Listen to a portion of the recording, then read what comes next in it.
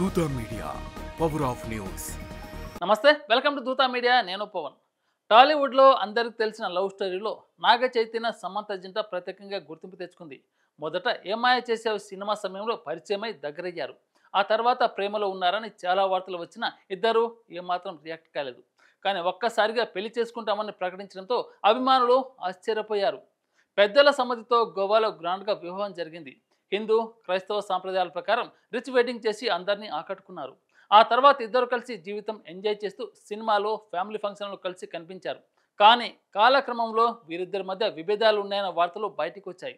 మొదట రూమర్స్ అని అనుకున్నా చివరికి నిజంగానే విడిపోతున్నామని నాగ చైతన్య సమంత స్వయంగా సోషల్ మీడియాలో ప్రకటించారు.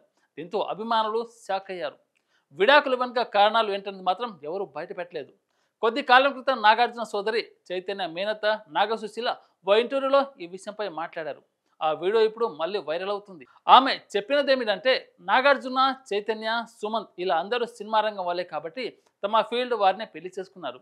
అలా అయితే ఒకరినొకరు అర్థం చేసుకోవడం సులభం అవుతుంది అనుకున్నారు. కానీ చైతన్య విషయంలో అది సాధ్యం కాలేదని పేర్కొన్నారు. భార్యాభర్తల మధ్య ఏం జరిగినా అందుకు మూడో వ్యక్తి కారణం కాదని అన్నారు. ఒకరినొకరు అర్థం చేసుకోకపోతే సమస్యలు వస్తాయని తెలిపారు.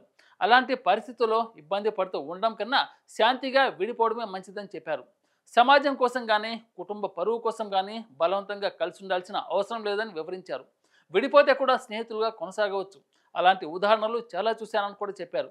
కానీ కొన్ని జంటలు మాత్రం ఇంకా తగువులు పెట్టుకుంటున్నారని వ్యాఖ్యానించారు.